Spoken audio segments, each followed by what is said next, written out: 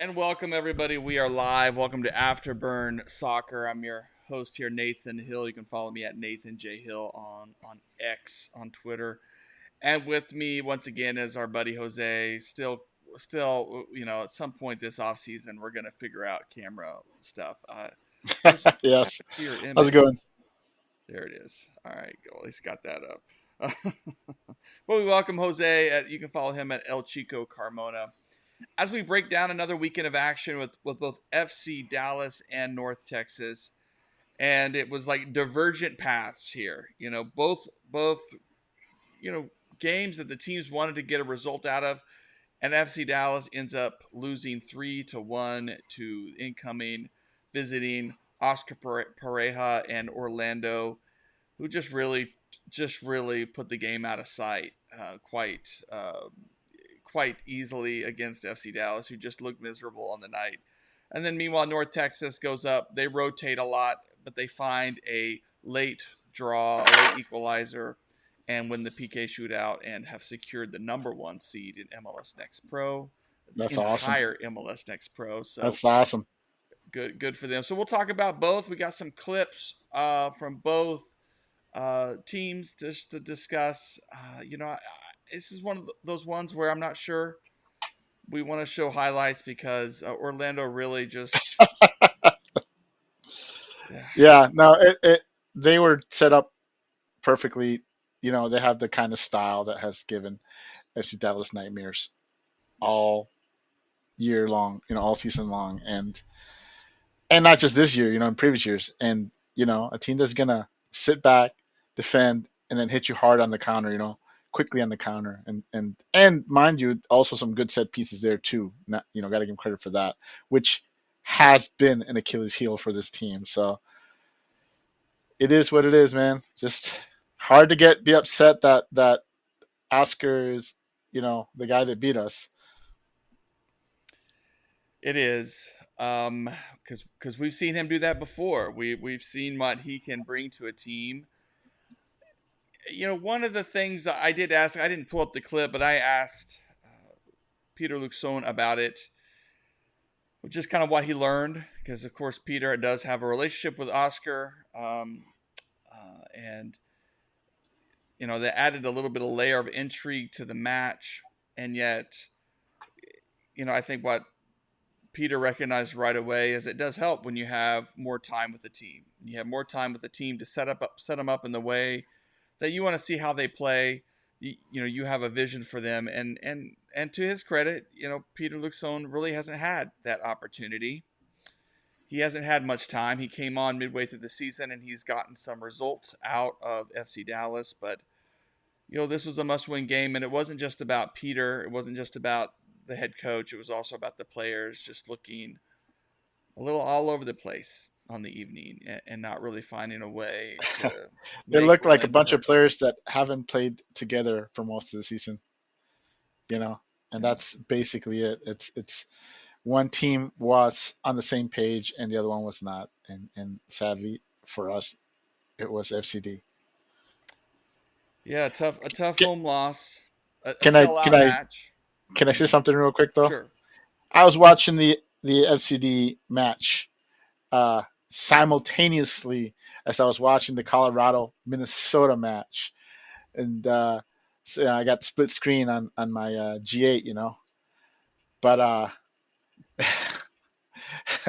yes. Anyway, I was watching the Colorado Minnesota game on the split screen, and you want to talk about pain? The goals, the first two goals against both teams happened minutes apart. So in the 16th minute, Colorado goes down 1-0, and a little over a minute later, FC Dallas goes down 1-0. Then Colorado goes down 2-0 in the 47th minute, and a couple of minutes later, FC Dallas goes down 2-0.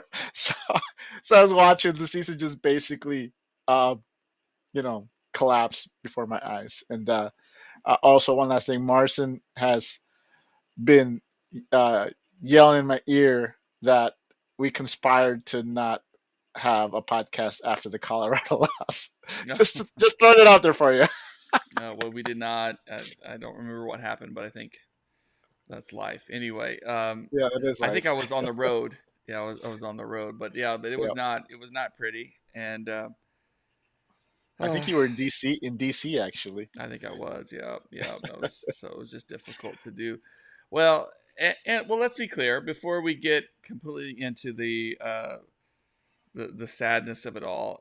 Though, um, yeah, though it's remote. There, FC Dallas has not been officially eliminated.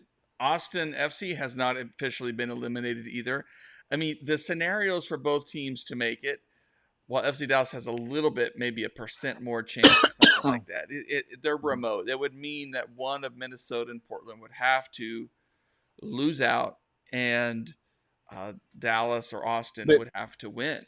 You know, they'd have to collapse. So, I mean, it's pretty much. I'm one of the most optimistic FCD fans you'll ever run across, and I'm telling you right now that there's no more optimism left. This team has played. I mean, it's dropped points at home.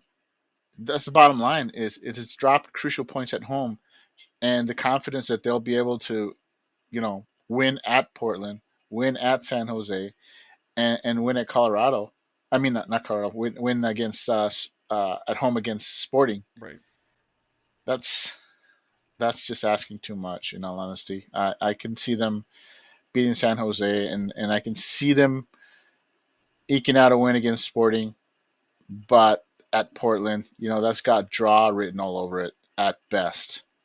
So Well, and really with Portland, so Portland will play, will welcome Austin this weekend, and with the way Austin's been playing now, since they still have a shot, maybe they'll try to get up for that match and do the unthinkable.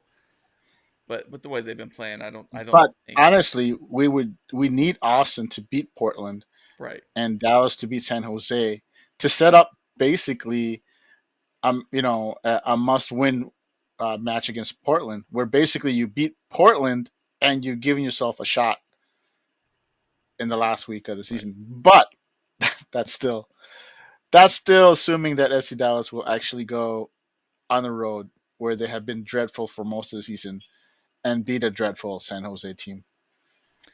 Well, and it's just that Austin has to show up, at Portland, which I just don't know that they have it in Yeah, them. It would be a huge and result. I'm not cheering for those guys, so Yeah. So I'm just assuming they're going to lose and call it. so essentially, while yeah, there is a chance, it's remote, and even a draw, even if Portland has a draw against Austin, it's over. It's over. Yes, pretty much the margins is it's razor thin. And honestly, it would be incredible if this team somehow managed to win 3 games in a row and a team like Portland collapses or Minnesota, which I can see Minnesota not collapsing. It has to be Portland. Hmm. Minnesota is simply on a tear. I can't see them losing 3 games to close out the season. Portland, on the other hand, I think I've seen Port. I think Portland is right there with at the same level as FC Dallas and Austin. So I think of the two, they're the most likely to come close to that. I'm not sure they'll lose all 3 games, but one can always dream.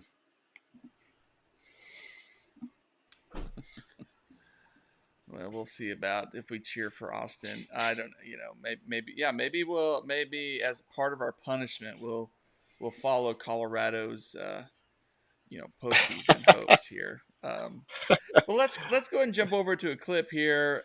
Here's Peter Luxon, interim head coach of FC Dallas, after the match, and you can just see from his tone, his body language, that he was not happy. It was about the first half that we played tonight. Um, like I was tender, like we play like with fear. That's the first message. So that's the first message there. That fear, like not playing our game. Um, I say we because he's not just a player. He's we. Even with the ball, like missing some very easy passes, like something that we are not using to do. And to be honest, the first half today was the worst first half since we took over, the worst one. The second half, we can see more courage, more brave, playing forward. When in the first half, it was just like playing backwards with no intention to play and to try to hurt them. So this is my first message with our group. And then is hey, we're professionals, so we have 3 games to play. In those 3 games, we're gonna go to play. We're gonna go to win. I know that it's easy for me to say that, but this is what we're gonna do. And now all the players they need to be ready for that. All the players need to understand that this is our duty. So nobody's gonna give up here. Everybody's gonna push going forward. We need to improve stuff from the players even who's gonna stay even for next year. And now we need to understand what's happened in that first half, because that first half it wasn't us. They played with fear. And yeah, 3 more games left. He says it's easy to say, but they're gonna, play. They're gonna bring it all in these final 3 games, which is all you can do at this point in the season to see, especially who wants to be there, who wants to stick around, who has a part to play in a coming season with a lot of change and turmoil ahead. So, um, yeah, was that an accurate perception there from Luke Son that the team played with some fear on Saturday? I mean, they certainly look like it. They seem very indecisive. They like I said, they look like a team that really hasn't played together uh, this entire season, and it hurt to watch. It was a very painful match to watch. There's no other way to say that they simply looked outclassed, outmatched, and they looked like they were aware of it. And I think that's what he's saying is they played kind of in awe of their opponents. Something we haven't really seen them do uh, for the majority of the season. But I mean, that's what it looked like. At home, and that's just like I said, really painful game to watch. Yeah. Well, so let's return to this question. We've been visiting every podcast now since he's taken over. Well, probably not every, but we've had a few. It's just like, has Peter Luxon shown enough to be the next FC Dallas permanent head coach, to get that contract? I know Matt Doyle from MLSsoccer.com has essentially said that he thinks Peter has done enough. He's gotten more out of this team and this roster than Nico was able to. And yet, there's obviously some work to be done to shape the roster in some different directions. We hoped and wondered for a minute if playoffs were going to be a possibility, and now they're not. So, yeah, I mean, how are you feeling after Saturday? Do you think these 3 games ahead can still show something that might sway fans to be a bit more hopeful? I don't know, man. I still think he's done enough, but with the way this season has is going, it might actually be better if the team does. I mean, like it looks like they're gonna miss the playoffs. So maybe that's a good thing. Maybe that'll force the Hunts to look in the mirror and say, hey, we've had a playoff level team for the past couple of years, snuck into the playoffs, and that was good enough. But this team, like I said, clear unless they go on a tear and Portland or Minnesota collapses, like I said, the possibilities of that happening are very slim, the slimmest of margins. So I don't know. Maybe missing the playoffs is what this team needs for the Hunts to take the roster building a little more seriously than what we've seen. And I think he's done enough. And I'll tell you why I think he's done enough, because I know everybody knows that FC Dallas is gonna go in house. They're gonna go. It's. There's very few people that are gonna get offered this job, and of the most likely candidates.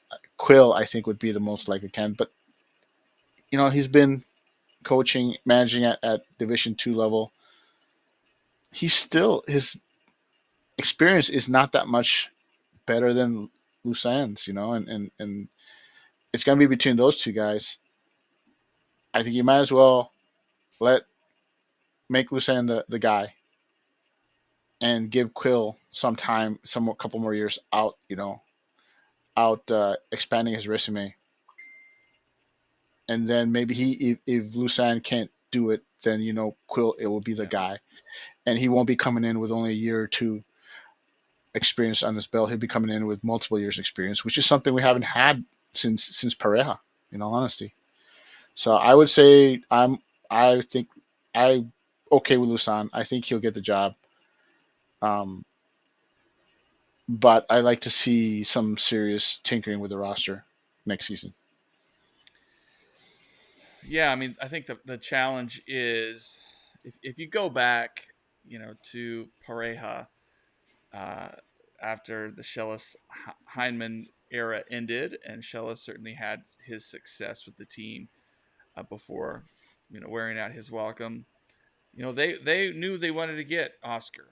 He had roots there. He had strong connections. They had to get him from Colorado. It wasn't an easy.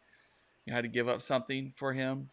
Um, and Oscar had a nice long tenure until he was ready to go and try some other opportunities that came up. And then in both cases, with Lucci, I think we'd all agree that we wish Lucci had a year with North Texas, a year or two to get some experience and the challenges. But he was always their guy. He was always the guy they had in mind to try to bring in, who they believed could really exhibit the FC Dallas way, be the next step. Nico was interesting. He was an outside hire, but because of FC Dallas' success, getting guys into the United States men's national team, there seemed like a lot of positivity there, sort of creating a system of play that could really help FC Dallas's academy and entire system kind of continue to feed potential talent into a men's national team structure. Here we are, and by the way, Berhalter's out now too, as the men's Hello. national team head coach. And Nico, by the way, is still with the United States men's national team, doing some things with them. So good for him. We'll see how that evolves. But yeah, so now the question is, maybe you do go in house. Luxon has been with the team for a while. He knows the culture, and that makes sense. Yeah, Quill's another guy that would know the culture. John Gall is another kind of interesting possibility, but yeah, I don't know how you would. Well, I don't know. I just don't know what they're going to be thinking about and whether they'll interview both. Or yeah, do you roll the dice and look for someone else out there who is on the open market and could bring a different vision, a different idea for this front office? There's questions that I, they're going to have to ask and think about, especially in light of the players they have and the decisions that they're going to need to make. And knowing I FC Dallas, I think Peter Luxon is going to make a lot of sense for them, even I'm if they I'm do telling you get right now that I've soured on the idea of bringing in someone from outside. Um, unless that person is Oscar Pareja, I'm not really interested. And the problem is this is for everything that Nico did, he kind of severed that um, ladder of bringing up talent and FC Dallas producing their own talent. He got away from that, and it really hurt. I think it hurt both FC Dallas and it hurt North Texas. mm, I think it trickled down, and I've seen more from FC Dallas across the ladder, of their development since Lusan, jumped in as an interim than I ever saw under Nico, in all honesty. And I think I'd rather have a team that leans on their academy than one that doesn't. You know, you see North Texas is having a great year, and some of those guys are a couple of years away from being good enough to play for FC Dallas. But I look forward to I look forward to that. And yeah, um, I want them to go back to play the kids. If they're not going to be serious about going out and shelling for a championship level team, then invest it on the academy, and one of these days we'll have the right combination of players like uh, Pepe and Jesus and Paxson all playing for FC Dallas at the same time, and the day that FC Dallas wins MLS Cup, it'll be because of the academy. Hmm.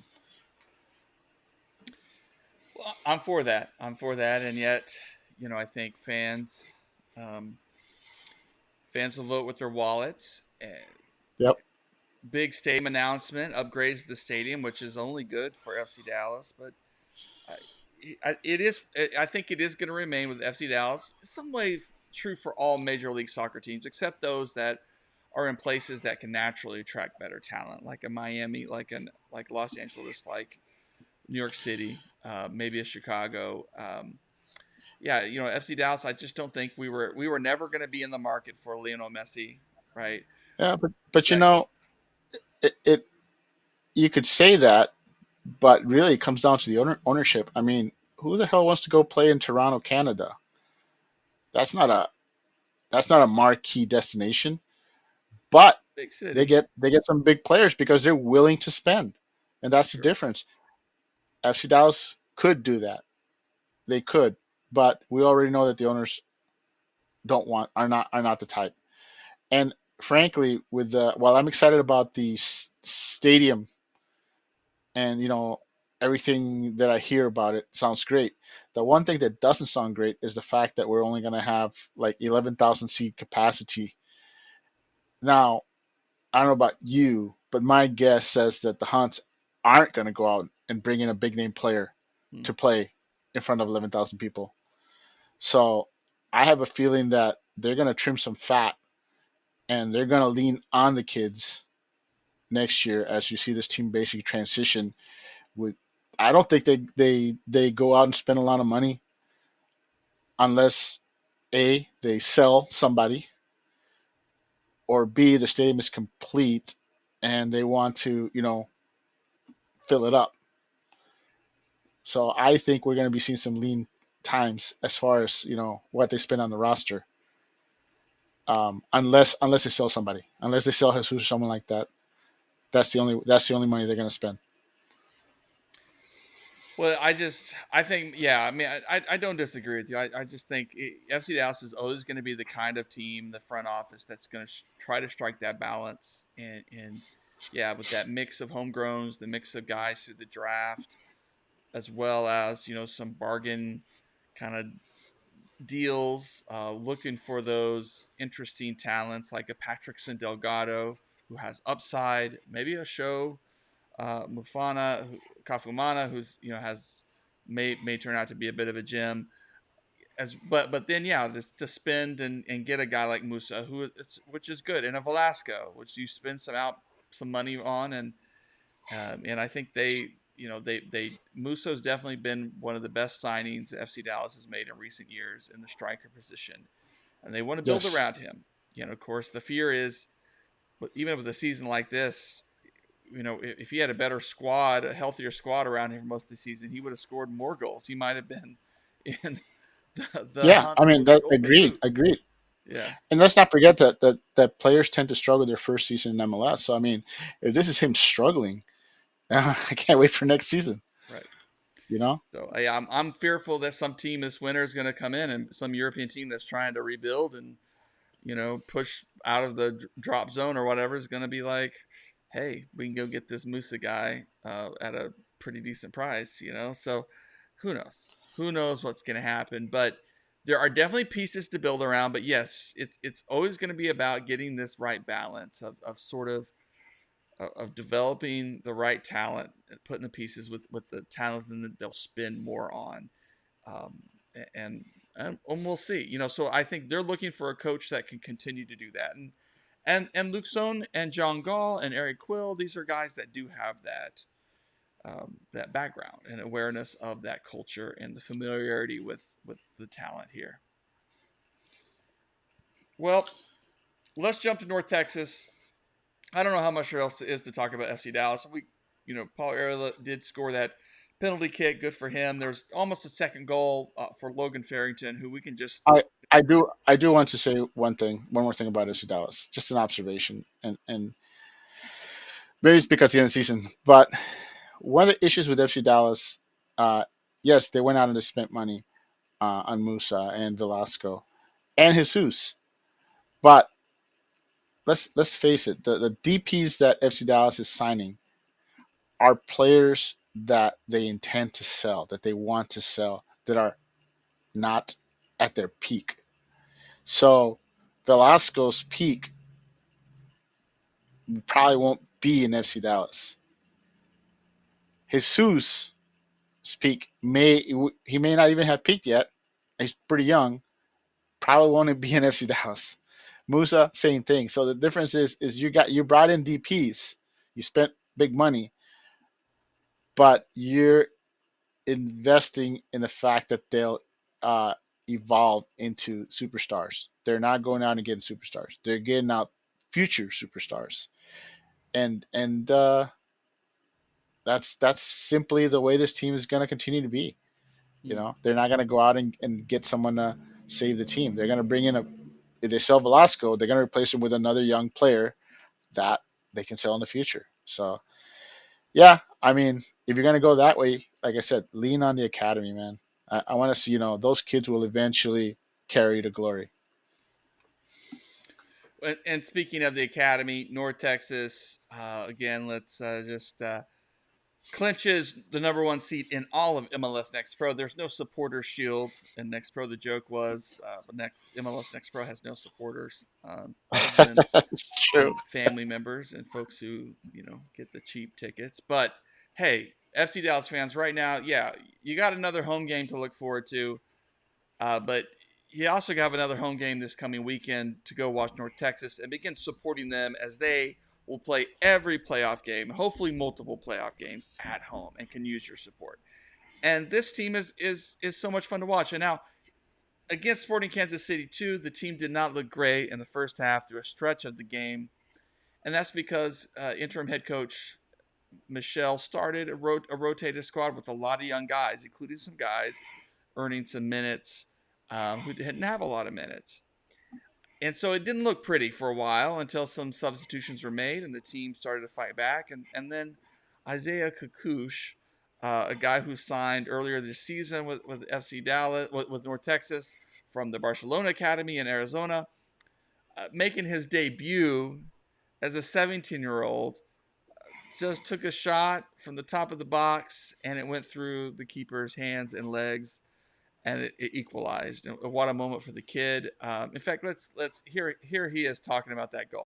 Congrats on that first goal, and what a clutch goal that was too for the team. I mean, you coming into this game, your team needed a goal. You delivered. Walk us through what you saw in that moment that led up to the shot.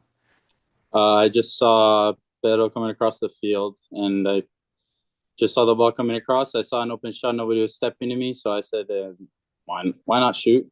And so I shot it, and thankfully it went in. Quite a youngster. Sometimes soccer is just that. Hey, why not? And it goes in. So credit to and congratulations to Kakush. Congratulations to the team for earning that number one seed.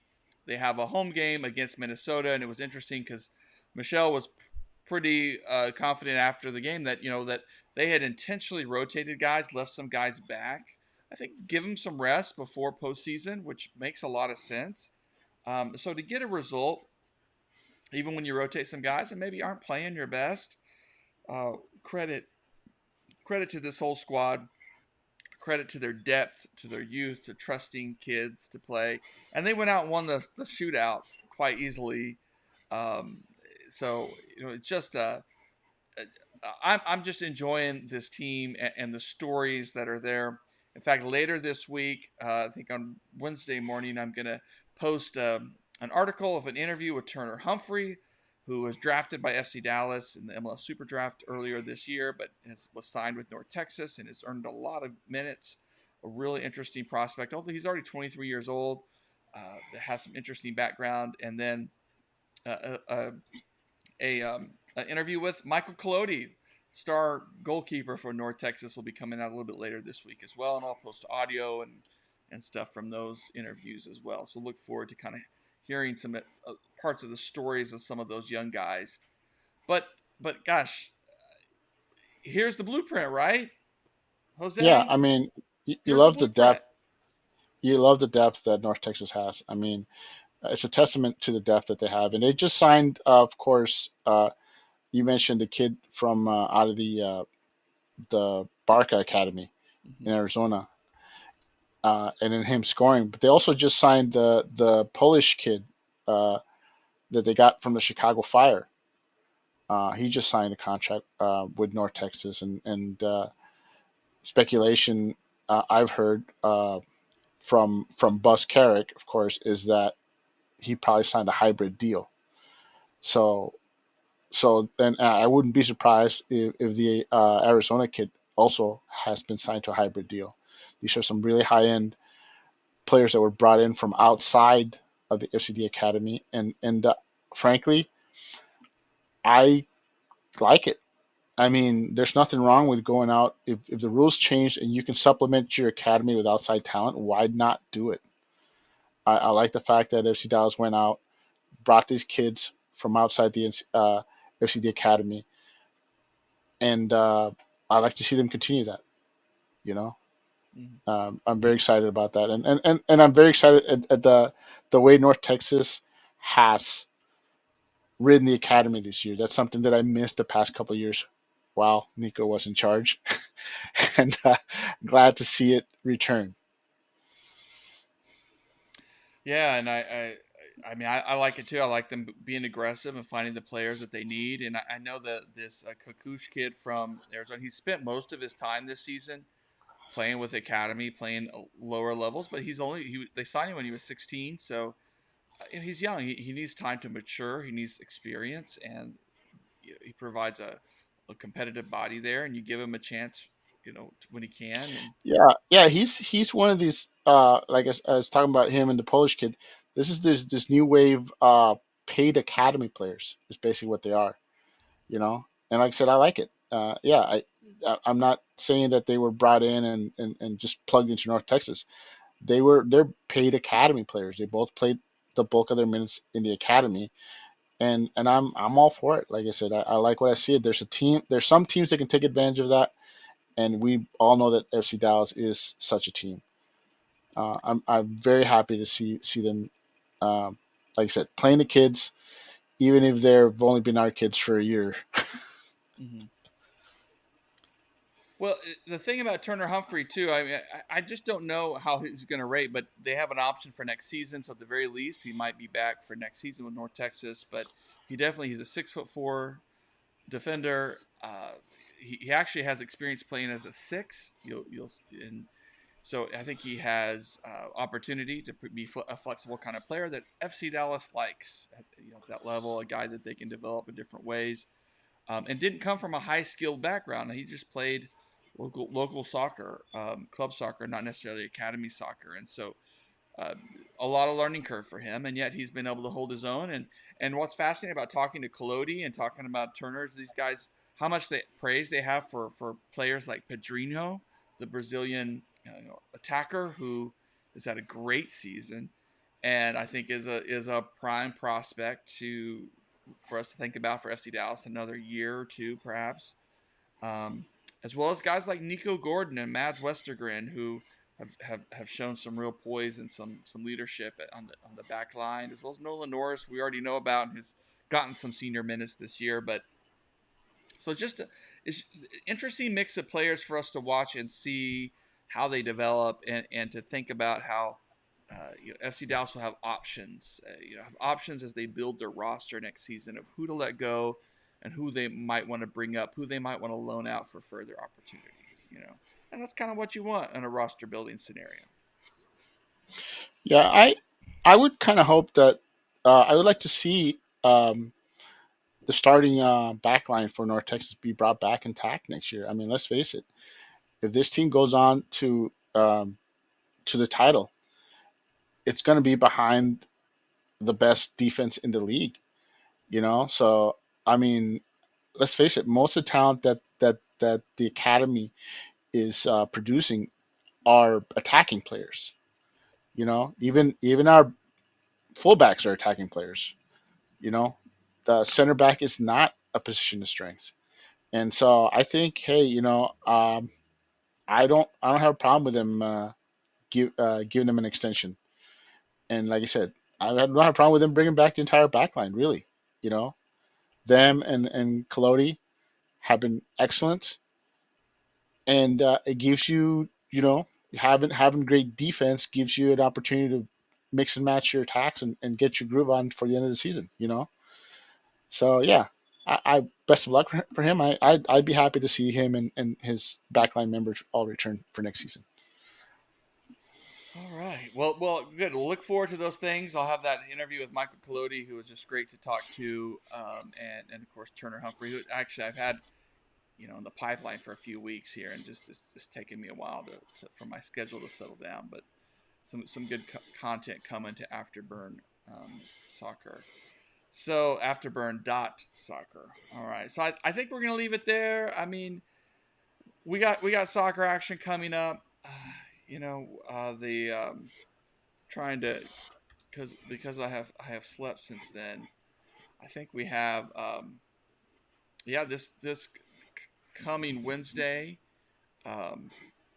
is Dallas will travel to San Jose and then travel to Portland on Sunday. And so 2 huge road games this week, and it's a chance for the coaching staff perhaps to rotate some guys, to take some risks, because there's really nothing to lose. There's nothing to lose. And a lot will matter about this Wednesday night. If they can win at San Jose, and if Portland or Minnesota lose, hey, the door is still cracked open. The window's cracked open just a little bit until the weekend. And so we'll see. That's right. That's all they can do at this point. Well, we'll leave it there. Thanks, Jose. Hopefully we'll get your camera worked out. Thanks, everybody, for listening. Maybe we'll get it. We say it every episode. We say that every. Yeah, maybe we'll get it before the season's over. Yeah. All right. Good night, everybody. Good night.